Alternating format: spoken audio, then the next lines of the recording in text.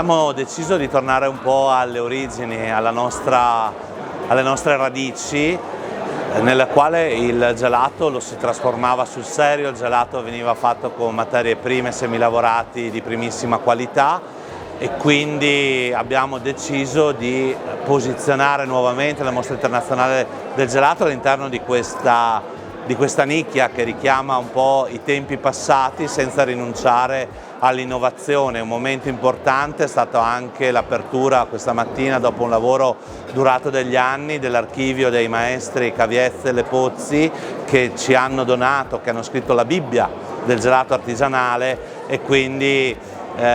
vogliamo che la Mostra Internazionale del Gelato sia un po' un luogo della cultura del gelato. Il gelato è una peculiarità di questo territorio, lo sappiamo fare benissimo, esportiamo eccellenze, esportiamo territorio, questo da sempre, lo facciamo con assoluta qualità, e quest'anno il Presidente Alfara ha voluto mettere anche assieme i consorzi DOP e DGP tra i più importanti e avere dei prodotti certificati con qualità. Credo che questo sia un passo importante per la valorizzazione di un territorio attraverso i suoi prodotti. Ma il gelato artigianale possiamo dire che parte da qua, parte dal Cadore, da Zoldo, dall'Alpago, da tutta la provincia di Belluno, e d'altro canto il cono gelato è stato inventato qui in un ambientalismo ante litteram, non si butta via niente e quindi non serve la coppetta ma si mangia anche il cono. A parte le battute, il gelato vede la sua storia partire da qui e andare in giro per tutto il mondo. Il nostro gelato è stato esportato in tutto il mondo, quindi la fiera del gelato che si tiene a Longarone non può che essere una fiera importantissima per il territorio, perché è una fiera legata veramente al territorio, e come diciamo sempre, Longarone deve essere la fiera che promuove il nostro territorio, deve essere la fiera legata al territorio, e il gelato rappresenta forse come prodotto più che ogni altro il nostro territorio, quindi assolutamente una fiera importante con la possibilità di confronto dei più importanti stakeholder che ci sono a livello nazionale e internazionale, e quindi l'occasione per fare il punto su questa situazione. Questa è un'edizione intanto direi zero, perché da quest'anno ripartiamo con una MIG diversa, una MIG che punta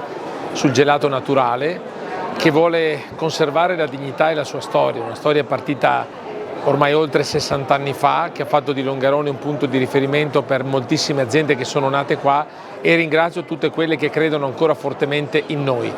Ripeto, la scelta di puntare sul gelato naturale ha delle conseguenze, perché sicuramente mancano delle aziende, le aziende che sono distanti da questo mondo, quindi da parte nostra è una scelta anche di dignità e di responsabilità. Quest'anno alla Fiera del Gelato a Longarone portiamo del gelato, dei classici del gelato, quindi specialmente il mondo della nocciola, il mondo del pistacchio, il mondo della mandorla e della frutta che noi abbiamo scelto,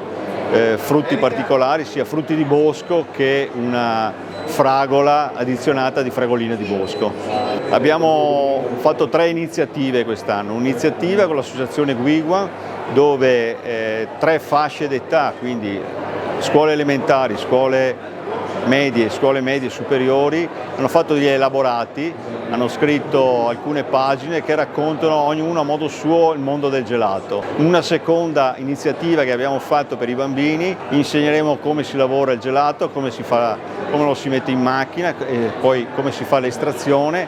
e poi alla fine diamo una pergamena a questi bambini, quindi un'attività molto apprezzata per i bambini che sono venuti questa mattina. L'altra manifestazione che abbiamo portato qua in fiera è Scegli il quadro d'autore, il quadro che verrà selezionato e premiato tra tutti i visitatori. Per il 2025 faremo una coppetta commemorativa. Portiamo innovazioni continue. Il continuo vuol dire contenimento dell'energia elettrica, consumi di acqua e prestazioni della macchina per renderle più attuali possibili. Quindi sono tutte digitalizzate, sono tutte sotto controllo dall'azienda in remoto, quindi abbiamo tutte queste novità. C'è anche un cambio di gas importante che diventerà effettivo dal 1° gennaio 2025. Poloplast è un'azienda che produce packaging in carta e in plastica per principalmente pasticcerie e gelaterie. Quest'anno Longarone prende una fiera molto importante perché oltre che essere una fiera storica è una fiera che ci avvicina al cliente, soprattutto veneto, e quest'anno presentiamo dalla linea carta alla linea plastica, la linea compostabile e la linea reusable.